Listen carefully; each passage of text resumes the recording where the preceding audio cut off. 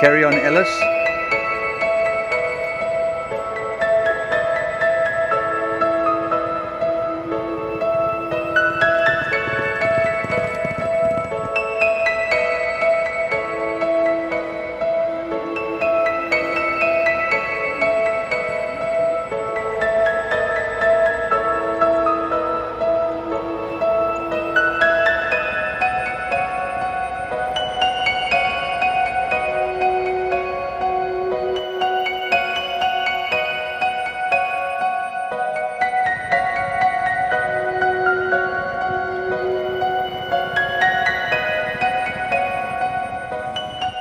It's Champions Day at Turffontein on Saturday, and for the racing purists it's a very hard day to beat, with 5 Grade 1 races all at weight for age and 4 Grade 2 races. A very strong handicap opens the program over 1600 metres, a race won by Lockheed Jetstar last year.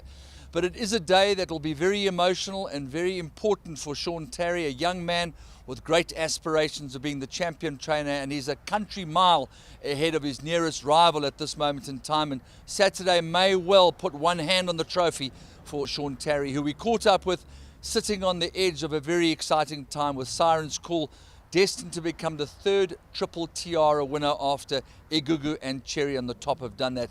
Let's not count any chickens before they hatch and catch up with Sean Tarry. Yes, Andrew, there's not much to say. Everything's gone really smoothly. We earmarked her for the series a long way out, and I think she's come through very nicely.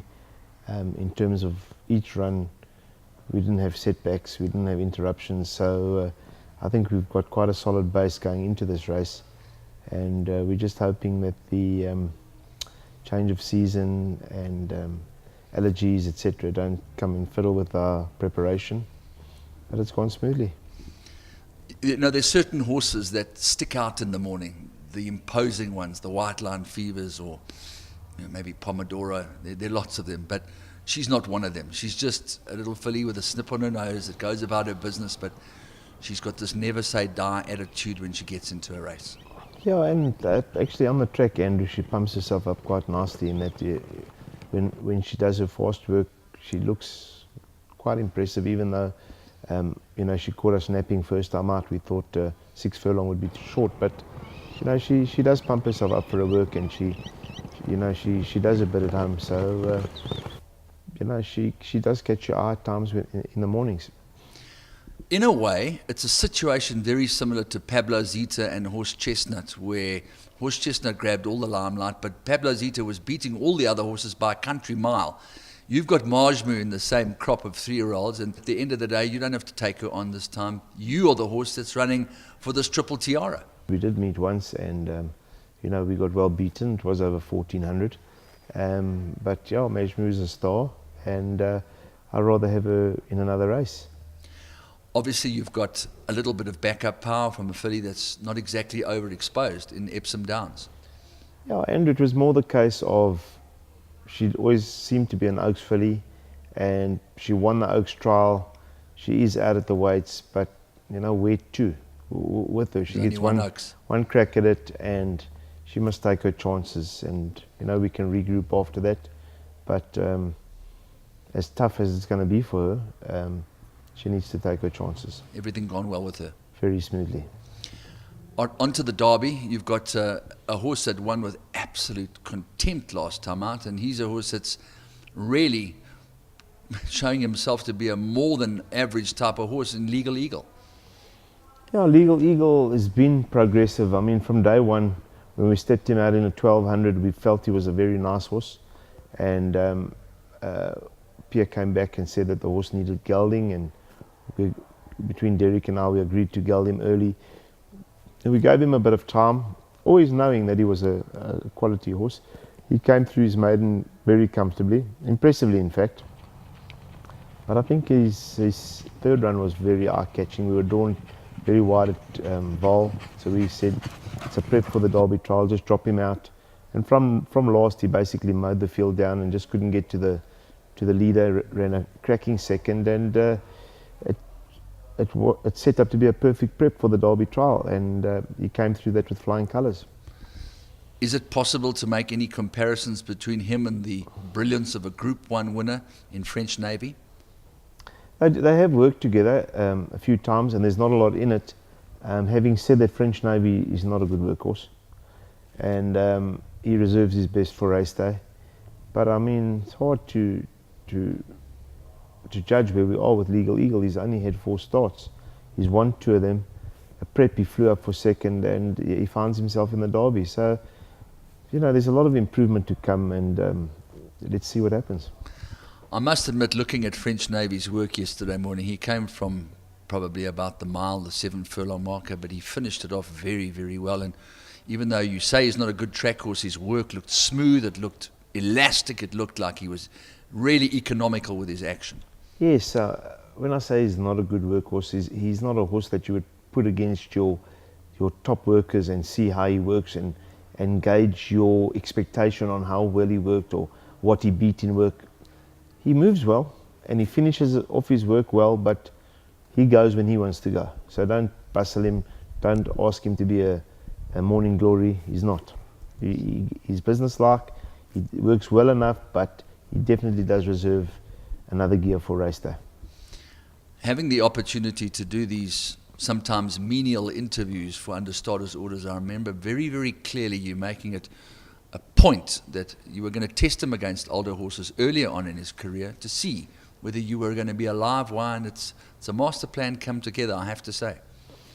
Yeah, listen, it was a different type of plan. I don't always go that route, but to win Classic and Derby, you've got to be a hard knocker, and it's easy to pretend going into these races and to think you've got trip aces, meanwhile you've got a pair of 7s. So I think we've tested him. I think he's come through very, very well. I think the Sea Cottage was a race where we used as a prep, and he finished that off very, very well. I think there were maybe 4 of the top 6 found themselves in the Derby, but we finished it off very well that day, and that gave me the confidence that we exactly where we wanted to be. Forget about the Classic in terms of the comparative form analysis between him and the current favourite. But Mike de Kock this morning in the Citizen made a very valid point. It's absolutely ludicrous that Urtejol should be even money favoured. You're the Group 1 winner, so too is he. But he's a horse that clearly doesn't act in the soft conditions. He hasn't gone the mile and a half. Your horse's pedigree says that there may be a small question mark, but you know that he's got plenty of stamina in what he's shown you at home. Yeah, there may be a question mark, Andrew, against the distance, but his style of racing is sort of going to buffer that. If there is any chink in terms of stamina, he's very economical in that he spits it out early and he relaxes and he takes time to pick it up, and he only really does his work the last 300 or 400. So I think we've got every reason to feel that he should stay, although no concrete evidence when we look at the page. Urtejol, I think, is guaranteed to stay. In fact, the team have made no secret that they've earmarked this race a long way out. In my favour, I think I may have the positive momentum coming out of a win, yes, where they may have been disappointed in their last run. And I think it's a very even match, although it's not a match race.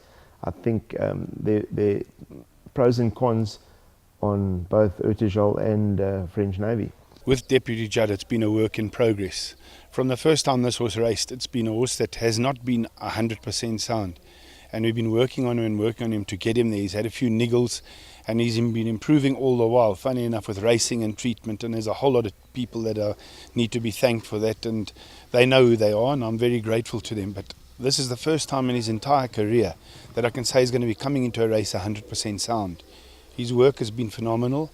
The run in the Classic was a great, great run. I cannot fault him for that run.